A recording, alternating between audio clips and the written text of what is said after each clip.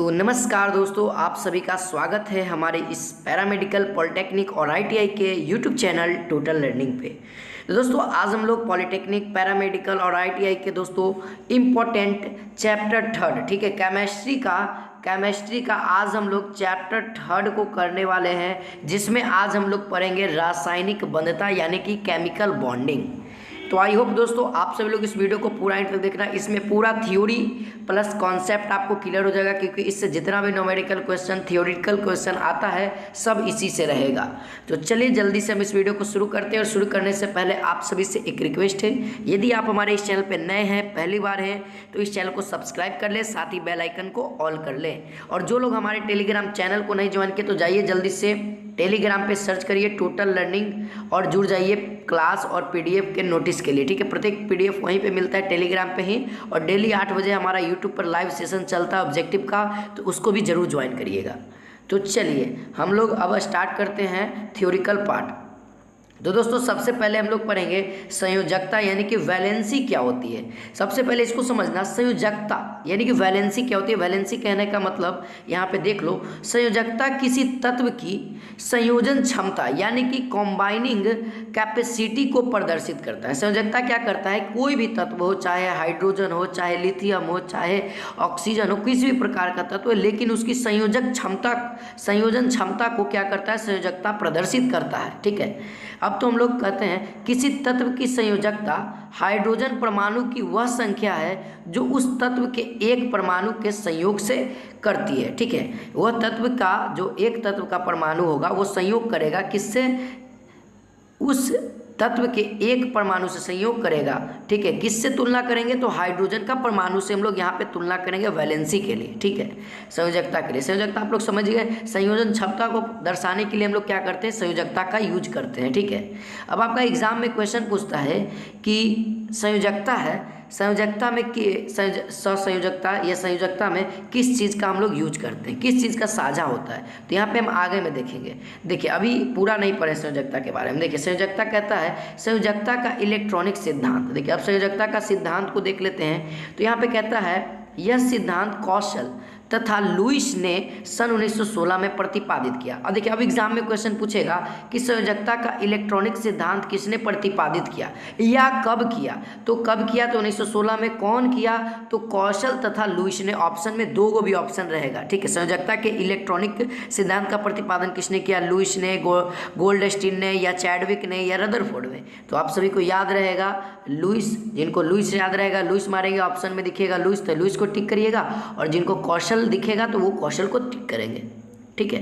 अब देखिए अब इसका नियम को पढ़ते हैं। तो इसके अनुसार परमाणुओं की संयोजकताएं उनके इलेक्ट्रॉनिक विन्यास पर आधारित करती है। इलेक्ट्रॉनिक विन्यास कैसे हो जाएगा, तो जैसे नहीं पढ़े थे हम लोग S1 S2 ये पढ़े थे ना, school, public school, Delhi public school, fantastic Delhi public school, ये जो था वो आपको मैं ट्रिक बताया था इलेक्ट्रॉनिक विन्यास निकालने के लिए। ये सभी 1S 2S, ठीक है, ये रखने के लिए, ठीक है। उसका भी मैं एक ट्रिक वाला वीडियो बना दूंगा, ठीक है, इलेक्ट्रॉनिक विन्यास। चलिए अब पहला टॉपिक हम लोग पढ़ते हैं। यहाँ कहता है किसी तत्व के परमाणु की 12वीं कक्षा में उपस्थित इलेक्ट्रॉनों की संयोजी इलेक्ट्रॉन यानी कि वैलेंसी इलेक्ट्रॉन, ठीक है, वैलेंस इलेक्ट्रॉन तथा इस कक्षा की संयोजी कक्षा यानी कि वैलेंस सेल कहा जाता है, ठीक है। देखिए किसी भी तत्व में या 12वीं कक्षा में यदि इलेक्ट्रॉन मौजूद होंगे 12वीं कक्षा में, तो उसको हम लोग कौन सा इलेक्ट्रॉन कहेंगे, तो संयोजी इलेक्ट्रॉन कहेंगे। और उस कक्षा को कौन सा कक्षा कहेंगे, तो संयोजी कक्षा, अंग्रेजी में वैलेंस सेल, और संयोजी इलेक्ट्रॉन को अंग्रेजी में क्या कहेंगे, वैलेंस इलेक्ट्रॉन, ठीक है, याद रखिएगा। चलिए अगला टॉपिक हमारे सामने है, यदि बाह्यतम, ठीक है, यदि बाह्य कक्षा में 8 इलेक्ट्रॉन है तो तत्व क्या होगा, अक्रिय होगा। यानी कहने का मतलब किसी में आपको देखने को मिलता होगा 2 8 ऐसे करके, ठीक है, एग्जाम्पल के तौर पे बता रहा हूँ, ठीक है। तो यहाँ पे यदि लास्ट में, जिसके भी लास्ट में यदि 8 दिख जाए तो वो क्या हो जाएगा, हमारा क्या हो जाएगा, ये अक्रिय गैस हो जाएगा। यानी कि ये अब किसी से भी रिएक्शन नहीं करेगा। लेकिन वहीं पे अपवाद में आ जाता है हमारा हीलियम। हीलियम क्या हो जाता है, 2 हो जाता है, लेकिन ये भी क्या हमारा एक अक्रिय गैस है, तो इसको भी हम लोग लेकर के चलते हैं, इसको अपवाद में मैंने बता दिया, ठीक है। हीलियम क्या, बाकी सब में ये रूल फॉलो करेगा कि जिसके भी अंतिम में 8 रहेगा वो अक्रिय हो जाएगा, यानी कि अब किसी भी तरह का रिएक्शन नहीं करेगा। चलिए अगला टॉपिक हमारे सामने है, प्रत्येक तत्व जिसकी बाह्य कक्षा में 8 इलेक्ट्रॉन से कम है, ठीक है। देखिए जिसके वो कोई भी एलिमेंट हो जिसका 72 कक्षा में 8 इलेक्ट्रॉन से कम होगा तो वो इलेक्ट्रॉन का आदान प्रदान अथवा साझा करके 8 इलेक्ट्रॉन पूर्ण करेगा, ठीक है।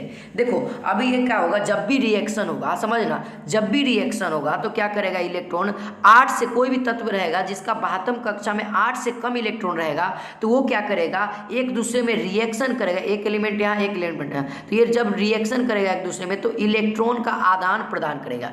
या तो B1, ये इसको ए कहते हैं, इसको B कहो और इसको हम लोग ए कहते हैं, या ए वाला इलेक्ट्रॉन देगा या B वाला इलेक्ट्रॉन देगा, या ए वाला इलेक्ट्रॉन ग्रहण करेगा B से या B वाला इलेक्ट्रॉन ग्रहण करेगा ए से, तो कुछ ना कुछ इलेक्ट्रॉन का आदान प्रदान करेगा। कब तक करेगा, जब तक कि कोई ना कोई 8 इलेक्ट्रॉन पूर्ण कर ले। अब किसको किसको छोड़ देना है, तो हाइड्रोजन को छोड़ देना है, लिथियम को छोड़ देना है और बेरिलियम को छोड़ देना है। इनमें क्या होता है, 2 ही होता है, यानी कि ये साझा करने की प्रवृत्ति को नहीं रखते, ये कुछ अपवाद में, ठीक है। और ये कब तक करेगा, जब तक कि 8 इलेक्ट्रॉन पूर्ण हो जाए। जब 8 इलेक्ट्रॉन पूर्ण हो जाएगा तो वो किसी भी हालत में नहीं रहेगा, यानी कि समझ जाओ तो वो बीमार हो जाएगा। अब उसको लड़ने का काबू नहीं है, ठीक है, लड़ने का काबू नहीं है, अब वो खल्ली से जीत नहीं पाएगा, ठीक है, क्योंकि इनके 12वीं कक्षा में 8 इलेक्ट्रॉन की उपस्थिति एक अस्थायी व्यवस्था और प्रत्येक परमाणु के अस्थायी होने की प्रवृत्ति रखता है। यानी कि देखो अब यहाँ से ये हमें पता लगता है इस लाइन से, यदि किसी भी इलेक्ट्रॉन में 8 इलेक्ट्रॉन 12वीं कक्षा में यदि 8 इलेक्ट्रॉन पूर्ण हो जाते हैं तो वह परमाणु क्या हो जाता है, हमारा अस्थायी हो जाता है, यानी कि वह अब ना ही चल सकता है, ना ही बोल सकता है, ना ही घूम सकता है, यानी कि अस्थायी हो जाता है। यानी कहने का मतलब एक तरह से रिएक्शन नहीं करेगा, अब किसी के साथ साझा नहीं करेगा इलेक्ट्रॉन, ना ही वह देगा ना ही वह लेगा, ठीक है। चलिए अब अगला टॉपिक हम लोग देख लेते हैं। यहाँ पे कहता है अतः किसी तत्व की संयोजकता उसके द्वारा आदान प्रदान अथवा साझा किए गए इलेक्ट्रॉनों की संख्या के बराबर होती है, ठीक है। यानी कि उसकी संयोजकता क्या होगी, उसकी संयोजकता का मान यदि पूछ देगा तो क्या होगा, आदान प्रदान अथवा साझा किए गए इलेक्ट्रॉनों की संख्या के बराबर होगी। मान लो कि ये हमारा कोई ए तत्व है और ये हमारा कोई बी तत्व है, इससे मान लो कि ए वाला दे रहा है बी को 5 इलेक्ट्रॉन, तो पूछेगा आपका एग्जाम में कि दे रहा है 5 इलेक्ट्रॉन और पूछेगा कि बी की संयोजकता कितनी है, तो दे रहा है कितना, दे रहा है साझा कितना कर रहा है 5 इलेक्ट्रॉन, तो संयोजकता भी आपकी 5 हो जाएगी, ठीक है, 5 हो जाएगी। चलिए अब अगला देख लेते हैं। यहाँ पे कहता है संयोजकता के इस सिद्धांत को अष्टक नियम भी कहा जाता है। इसको क्या कहा जाता है, अष्टक नियम भी कहा जाता है। अब थोड़ा सा अष्टक नियम को भी देख लो, यहाँ पे ऑक्ट रूल भी लिखा गया है, इसको पढ़ लेते हैं एक बार तो समझा दूंगा अच्छे से। देखिए पढ़िए, कहता है इसके अनुसार वे तत्व जिनकी 12वीं कक्षा में 8 से कम इलेक्ट्रॉन होते हैं, यानी कि वे तत्व जिसका 12वीं कक्षा में क्या होगा 8 इलेक्ट्रॉन से कम रहेगा, तो इलेक्ट्रॉन का आदान प्रदान अथवा साझा करके वह अपने निकटतम अक्रिय गैसों का इलेक्ट्रॉनिक विन्यास प्राप्त करने की कोशिश करेगा। जैसे कि समझ जाइए, आपका एक पीरियोडिक टेबल है, हीलियम, हे नेहा नियोन, हे नेहा करण अर्जुन एक्सरसाइज कर रहे हैं, नियोन क्रिप्टन क्या क्या होता है, यही ना होता है, हे नेहा करण अर्जुन, ठीक है, इसी प्रकार से होता है। तो देखिए ये क्या हो जाएगा, हीलियम नियोन हो जाएगा, ठीक है, ये हीलियम हो जाएगा। तो इसके सामने वाला जो भी इसके निकटतम रहेगा ना, वो कोशिश करेगा कि हम हीलियम का जो भी इसका लास्ट में जो भी इलेक्ट्रॉनिक विन्यास आएगा उसके तरह सबका हो जाएगा। जब वह साझा करेगा और 8 के बराबर हो जाएगा तो वो इसके बराबर हो जाएगा। जो इसका रो का रहेगा, इसका रो वाला रहेगा, मेरे पास अभी पीरियोडिक टेबल नहीं है, नहीं तो अच्छे तरीके से समझा देता। तो जो नियोन का रो का रहेगा, तो इसका यदि इस सभी एलिमेंट को यदि 8 बाहरी कक्षा होती है उसमें यदि 8 एलिमेंट हो जाते हैं तो वो किसके जैसा इलेक्ट्रॉनिक विन्यास करेगा। जब हम लोग उसका इलेक्ट्रॉनिक विन्यास करेंगे तो उसका जो अंतिम 2 होगा वो नियोन का अंतिम 2 के एकदम एक समान होगा, ठीक है। उसी तरीके से ये क्रिप्टन का भी जो भी होगा एकदम सेम टू सेम उसी तरीके से इलेक्ट्रॉनिक विन्यास होगा, लास्ट का 2 पद, ठीक है, लास्ट का 2 पद वही कह रहा है ये वाला। चलिए अब हम लोग देख लेते हैं रासायनिक बंध। यहाँ पे कहता है केमिकल बॉन्डिंग क्या होता है भैया, केमिकल बॉन्डिंग को अच्छे से समझिए। देखिए कहता है किसी यौगिक के अणु में उपस्थित विभिन्न परमाणु, ठीक है, किसी यौगिक के अणु में उपस्थित विभिन्न परमाणु जिस बल, यानी कि बल को हम लोग अंग्रेजी में फोर्स कहते हैं, फोर्स का एसआई यूनिट क्या होता है न्यूटन, और इसका सीजीएस क्या होता है, सीजीएस क्या होता है डाइन। अब कौन सा डाइन, ये डाइन नहीं जो आपको शादी से पहले खा जाती है वो डाइन नहीं, ये डाइन होता है, ठीक है, डाइन, डाइन नहीं समझिएगा, ठीक है। चलिए यहाँ पे कहता है अगला, जिस बल के द्वारा एक दूसरे से जुड़े रहते हैं वह रासायनिक बंध कहलाता है। मान लो कि कोई एक यौगिक है, ठीक है, ये हमारा क्या पार्टिकुलर है, कोई पार्ट है किसी भी यौगिक का, तो ये जो अणु है, मान लो कि ये अणु है, जो गोल गोल दिख रहा है ये अणु है, तो ये अणु जिस फोर्स से, कुछ बल लगा होगा ना इन दोनों में, इन सभी में क्या होगा, कुछ बल लगा होगा तभी आपस में चिपके होंगे, तो इसी बल को, ये क्या रासायनिक अभी में पढ़ रहे हैं, रासायनिक में पढ़ेंगे, तो वो जो बल लगेगा उसको हम लोग क्या कहेंगे, रासायनिक बंध कहेंगे। रासायनिक बंध के कारण वो यौगिक बंधा हुआ है, केमिकल। अब केमिकल कितने टाइप्स के होते हैं, रासायनिक बंध कितने प्रकार के होते हैं, तो पहला वैद्युत संयोजक बंध, अंग्रेजी में क्या कहते हैं, इलेक्ट्रोवैलेंट बॉन्ड और आयनिक बॉन्ड, इसी को ही कहते हैं, ठीक है। दूसरा सहसंयोजक बंध यानी कि कोवैलेंट बॉन्ड इसको कहते हैं, और तीसरा है उप सहसंयोजक बंध यानी कि कोऑर्डिनेट बॉन्ड, ठीक है। अब देखते हैं वैद्युत यानी कि इलेक्ट्रोवैलेंट बॉन्ड या आयनिक बॉन्ड इसको ही कहते हैं, तो इसको हम लोग देख लेते हैं, आयनिक बंध, ठीक है। तो देखो यहाँ पे कहता है विद्युत संयोजक बंध परमाणु के मध्य इलेक्ट्रॉनों के स्थानांतरण से होता है। देखो इलेक्ट्रॉन क्या होता है भैया, देखो जब, अच्छा ये आप लोग जानते ही होंगे कि किसी भी तार में यदि करंट दिया जाता है, यदि किसी तार में यदि हम लोग सप्लाई देते करंट का, तो उसमें क्या होता है, इलेक्ट्रॉन फ्लो होने लगता है, बढ़ने लगता है, इलेक्ट्रॉन बढ़ता है, जिसके कारण क्या होता है, हमारा क्या होता है, करंट आता है। तो यही कहता है वैद्युत संयोजक बंध में कि परमाणुओं के मध्य यदि इलेक्ट्रॉन का स्थानांतरण होगा, यानी इलेक्ट्रॉन आगे पीछे होगा, तो उसमें क्या होगा, विद्युत आएगा, यानी कि वैद्युत संयोजक उसको हम लोग कहेंगे, ठीक है। बहुत ही सरल भाषा है।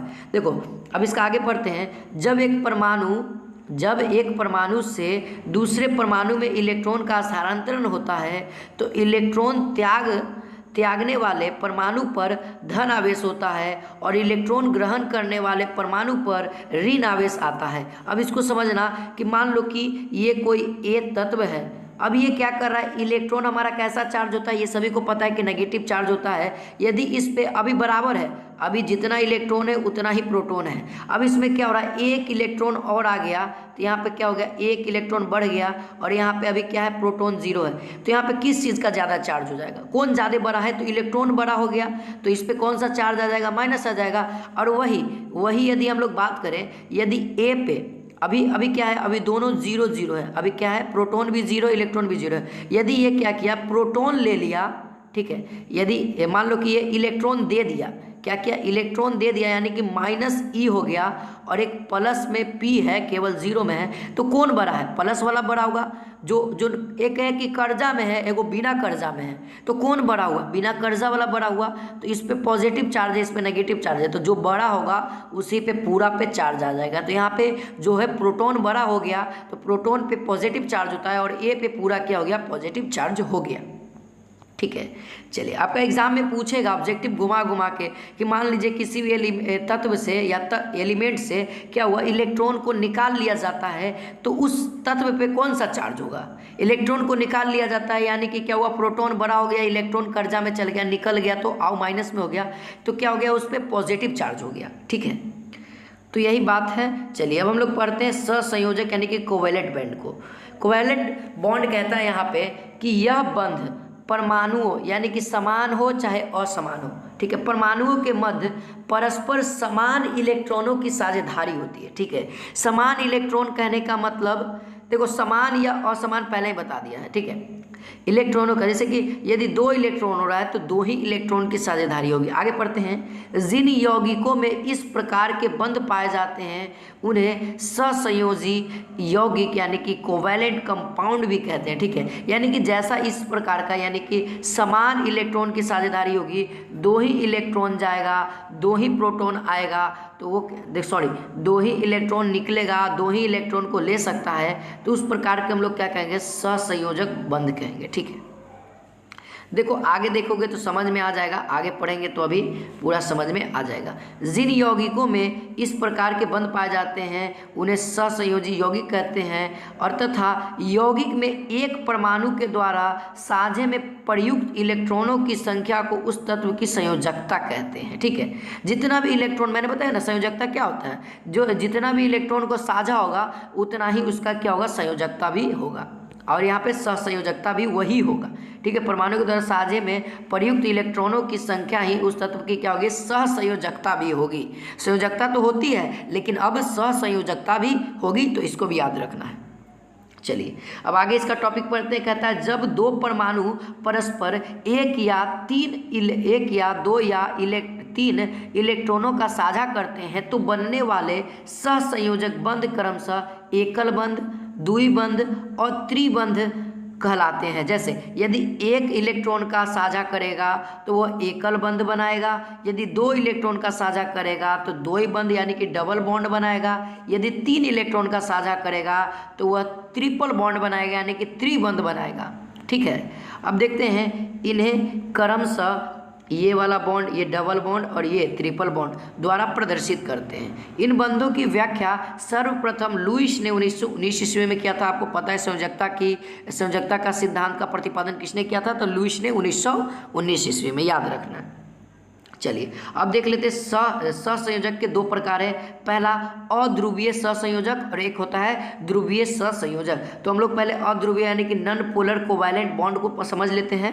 कहता है यहाँ पे जब साझे का इलेक्ट्रॉन युग्म दोनों परमाणुओं के बीच में स्थित होता है, क्या होता है, दोनों इलेक्ट्रॉन परमाणु के बीच में होता है तो दोनों परमाणु अनावेशित रहते हैं, तो इस प्रकार के बंध को अध्रुवीय बंध कहते हैं। देखो इसको समझने के लिए बहुत ही सिंपल है, जैसे कि कोई फिगर बनाओ, ये हमारा कोई एक तत्व है और ये तत्व है, तो यदि इन दोनों को ओवरलैप करते हैं यानी कि एक ही को इसी पे रखते हैं, दोनों को एक ही पे रखते हैं और किसी प्रकार का दिक्कत नहीं होता है और किसी प्रकार का एरिया बाहर नहीं निकलता है, यानी कि एक दूसरे पे बैठ जाता है अच्छी तरीके से, तो उसको हम लोग क्या कहेंगे, अध्रुवीय सहसंयोजक। जैसे हाइड्रोजन को हाइड्रोजन पे रखेंगे तो आसानी से हो जाएगा, वही हाइड्रोजन को यदि हम लोग हाइड्रोजन पर यदि कैल्शियम को रख देंगे तो वह कहीं छुपेगा, बराबर दिखेगा, नहीं दिखेगा, तो इसीलिए H2 हो गया।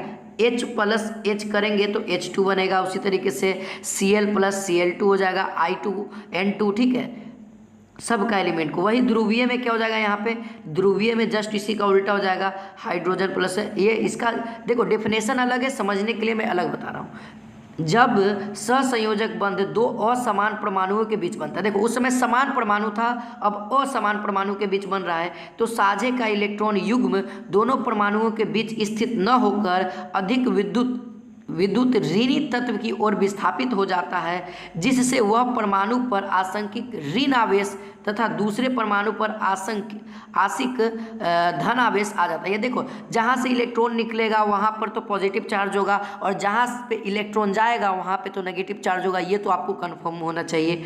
और देखो इस प्रकार के बंध ध्रुवीय सहसंयोजक बंध कहलाते हैं। अब इसको ट्रिक से याद रखना कि जिस पर नहीं अलग अलग रहेगा वो क्या होगा, अध्रुवीय। जो सेम रहेगा, जैसे H2 हमारा सेम है तो वो अध्रुवीय में हो जाएगा, और जो अलग अलग रहेगा वो ध्रुवीय में चला जाएगा, जैसे HF, HCl, ये सब क्या हो जाएगा हमारा ध्रुवीय हो जाएगा। ठीक है, यानी कि पोलर क्या है, कोवैलेंट बॉन्ड। ठीक है, चलिए अब देखते हैं ध्रुवीय आघूर्ण, डाइपोल मोमेंट। देखिए डाइपोल मोमेंट भी बहुत इंपॉर्टेंट है, इससे आपका न्यूमेरिकल क्वेश्चन आता है, तो इसको भी हम लोग अभी देख लेते हैं। तो देखो यहाँ पे कहता है जब दो समान व उसके विपरीत आवेश इतनी दूरी पर रखें कि वे एक दूसरे के विद्युत क्षेत्र में हो तो यह तंत्र विद्युत डाइपोल कहलाता है। जैसे समझना, डाइपोल कहने का मतलब एक चार्ज यहाँ पे है, एक ये पॉजिटिव चार्ज समझो, और यहाँ से दूसरी दूरी पे, कुछ ही दूरी पे ये नेगेटिव चार्ज है। अब इन दोनों को इतना ही दूरी पे रखना चाहिए, आर ही दूरी पे रख रहे हैं ताकि ये एक दूसरे से कंसल्ट रहे। इसका जो क्षेत्र होगा एक दूसरे को कंपेरिज करते रहे, यानी कि सटा हुआ रहे थोड़ी दूरी पे। ठीक है, यानी कि ये जो चार्ज है पॉजिटिव चार्ज, ये अपना भी कुछ एरिया बनाएगा, ये जो नेगेटिव चार्ज है ये भी कुछ अपना एरिया बनाएगा। तो ये आर दूरी पे मैंने इन दोनों को रखा है ताकि आर दूरी पे ये क्या है, एक दूसरे के विद्युत क्षेत्र में है। ठीक है, तो ये रहा क्या, इसको हम लोग क्या कहेंगे, ये ऐसा आपका फिगर रहेगा, ये ऐसा ए और ये बी, और ये कुछ दूरी रहेगा, इसको एक्स कहो चाहे आर कहो, कुछ भी कहो, ठीक है, डी कहो, डी से डिस्टेंस हो जाता है तो दूरी इसको मान सकते हैं। तो यही इसका फॉर्मूला हो जाता है आघूर्ण, द्विआघूर्ण को हम लोग म्यू से सूचित करते हैं। इसको हम लोग क्या पढ़िएगा, आप लोग म्यू पढ़िएगा। तो म्यू बराबर यानी कि द्विध्रुव आघूर्ण बराबर फॉर्मूला होता है आवेश गुणे दूरी, ठीक है, आवेश गुणे दूरी। तो आवेश का क्या चार्ज होता है, कूलम्ब गुणे मीटर। तो इसका ऐसा ही मात्रक क्या हो गया भैया, कूलम्ब मीटर। ये आपको फिजिक्स में भी पढ़ना है और केमिस्ट्री में भी। अब देखो इसका इकाई क्या हो जाता है, इसका दो इकाई हो गया, एक तो कूलम्ब मीटर हो गया और एक और होता है डेबाई, जिसको हम लोग डी से सूचित करते हैं। एक डी बराबर कितना होता है, तो 10⁻⁻18 ESU सेंटीमीटर में, ठीक है, याद रखिएगा, क्वेश्चन पूछ सकता है। अब देखिए थोड़ा सा एक और टॉपिक है यहाँ पे, कहता है वे यौगिक जिनमें केवल एक ध्रुवीय बंध होता है। देखिए वे यौगिक जिनमें केवल एक ध्रुवीय बंध होगा सदैव ध्रुवीय होते हैं, किंतु जिन यौगिकों में एक से अधिक ध्रुवीय बंध होता है तो उनका परिणामी ध्रुवीय आघूर्ण इन बंधों के द्विध्रुव आघूर्ण के सदिश योग के बराबर होता है। यानी कि जो भी बंध आएगा द्विध्रुव आघूर्ण, उसका हम लोग क्या करेंगे, वेक्टर लगाएंगे, यानी कि सदिश योग करेंगे, फिर उसके बाद वो बराबर होगा, ठीक है। अब देखो, अब लास्ट है हमारे पास आता है उप सहसंयोजक यानी कि कोऑर्डिनेट बॉन्ड, ठीक है, कोऑर्डिनेट बॉन्ड। इसको हम लोग देख लेते हैं। देखो इसको पढ़ते हैं तो कहता है यहाँ पे लोरी व सिडविक, ठीक है, TM Lowry and NV Sidgwick 1923 में, ठीक है, 1923 में क्या हुआ था, ये नियम आया था किनके द्वारा, लोरी और सिडविक के द्वारा। ये कहता है के अनुसार उप सहसंयोजक बंध एक विशेष प्रकार का क्या है, सहसंयोजक बंध है। ये क्या है, नाम है उप सहसंयोजक बंध, लेकिन है क्या, ये सहसंयोजक बंध ही है जिसमें दो परमाणु परस्पर साझे में इलेक्ट्रॉन युग्म के द्वारा बंधे रहते हैं। किसके द्वारा बंधे रहते हैं, इलेक्ट्रॉन के युग्म के द्वारा। यानी कि इलेक्ट्रॉन क्या कर रहा है, पेयर बना रहा है। तो एक पेयर में कितना इलेक्ट्रॉन होगा, 2 इलेक्ट्रॉन होगा, एक ऊपर की ओर जाएगा तो एक नीचे। यानी कि जब भी पेयर की बात करें तो इलेक्ट्रॉन हमेशा दोनों साइड 2 मोमेंट में रहेगा, एक आगे की ओर तो एक पीछे की ओर, यानी कि एक दूसरे के विपरीत में रहेगा, ये ध्यान रखना। परंतु साझे का इलेक्ट्रॉन एक युग्म केवल एक ही परमाणु द्वारा दिया जाता है। इसके अनुसार एक परमाणु जिसकी 72 कक्षा पूर्ण होती है, ठीक है, 72 कक्षा क्या होगी, उसकी पूर्ण होगी। दूसरे परमाणु जिसकी 72 कक्षा में एक इलेक्ट्रॉन क्या होगा, युग्म की कमी होगी, यानी कि ऐसा ही रहेगा। पूरा होना है, देखो पूरा करना है, इलेक्ट्रॉन को पूरा करना है, तो देखो इलेक्ट्रॉन कुछ इस तरीके से होगा। एक बॉक्स रहता है, इस बॉक्स में ये पूरा इलेक्ट्रॉन हो गया। यदि युग्म को तोड़ना है तो ये केवल एगो दे दोगे तीर, तो ये क्या हुआ, युग्म पूरा नहीं हुआ, यही एक और दे देते हैं तो ये कहा था युग्म इसका इलेक्ट्रॉन का पूरा हो गया, ठीक है। अब देखो, अब यहाँ पे बहुत ही अच्छी बात यहाँ पे कही गई है कि देखो एक इलेक्ट्रॉन को युग्म प्रदान करता है, ठीक है, यानी कि देगा। इलेक्ट्रॉन युग्म प्रदान करने वाले को परमाणु दाता कहते हैं, यानी कि जो इलेक्ट्रॉन देगा, जो देता है उसको हम लोग क्या कहते हैं, दाता कहते हैं, डोनर कहते हैं, ठीक है। यानी कि आप लोग नहीं कहते हो कि चलो ब्लड को डोनेट करते हैं, यानी कि ब्लड को हम लोग देते हैं। अब जो ग्रहण करता है उसको हम लोग क्या कहते हैं, परमाणुग्राही, यानी कि एक्सेप्टर कहते हैं। यानी कि जो लेगा हमारा ब्लड उसको क्या कहेंगे, ब्लड एक्सेप्टर, ठीक है। अब यहाँ पे कहता है इस बंध को दाता से ग्राही की तरफ एक तीर के द्वारा देते हैं, ठीक है। जैसे कि ये क्या है, दाता है, ये दे रहा है, तो किसको दे रहा है, ये यहाँ से सीन करता है, तीर क्या बताता है कि इसको दे रहा है, ठीक है। ये दे रहा है किसको, तो A.B को दे रहा है, ठीक है। दाता परमाणु यहाँ पे कहता है दाता परमाणु पर क्या होता है, पॉजिटिव होता है, और ग्राही वाला पे क्या होता है, ये नेगेटिव होता है। जब भी कोई भी परमाणु लेने देने की बात होगी तो हमेशा इलेक्ट्रॉन ही लेगा देगा, क्योंकि मुक्त अवस्था में इलेक्ट्रॉन ही पाया जाता है, ठीक है, ये याद रखिएगा। तो आज के लिए बस इतना ही रखते हैं दोस्तों, मिलते हैं नेक्स्ट क्लास में MCQ के। तो अच्छा लगा हो तो लाइक और शेयर जरूर करिएगा। तो मिलते हैं नेक्स्ट वीडियो में। जय हिंद, जय भारत।